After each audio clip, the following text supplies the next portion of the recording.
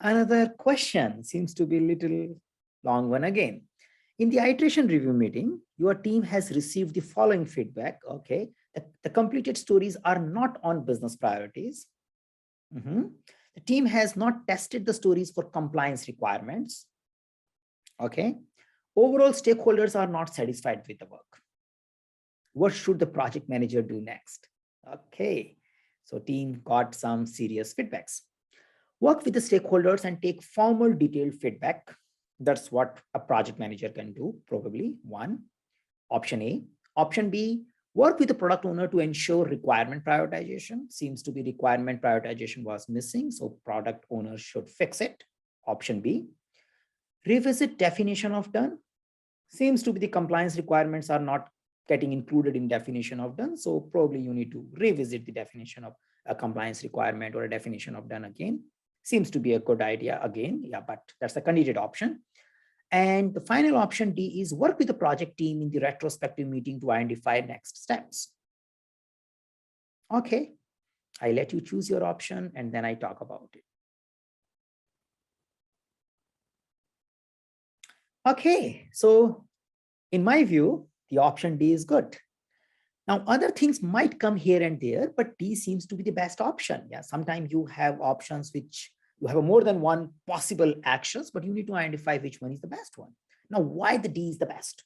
You may say it clearly shows the lack in prioritization. It clearly shows the definition of done or a compliance requirement was not understood to be a part of completion. That seems to be a clear feedback coming in. And there could be a value in getting more information from the stakeholders also. So that seems to be a valued one, but B and C are pretty much clear to you as a cause when you see this particular thing. But at the same time, the question might be trapping you by giving you all these hints, by making you do and act as per your perception. So the whole idea in general, whenever I have an option, I should choose more facilitative approach. And here I have an option to go more facilitative. So it is like usually iteration review is followed by iteration retrospective. So you are about to do that.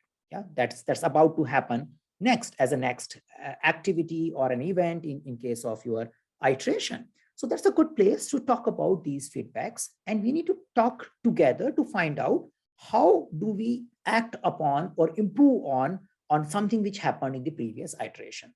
So as a project manager, you should ensure that team look at these issues in the iteration review. They spend enough time exploring what went wrong and how can we come up with our improved action plan, which can take care of our alignment with the business value delivery, which might result into more collaboration between product owner and the stakeholder for prioritization, a betterment or a better involvement or right people getting involved in a backlog refinement meeting, which might focus on revisiting the definition of done and looking at what all compliance requirements should be a part of each completion of a particular item or a product backlog item, or it may result into a separate item for compliance requirements also. So depending upon the type and nature of the project, these things will get fixed, but team can find out while working as a one group.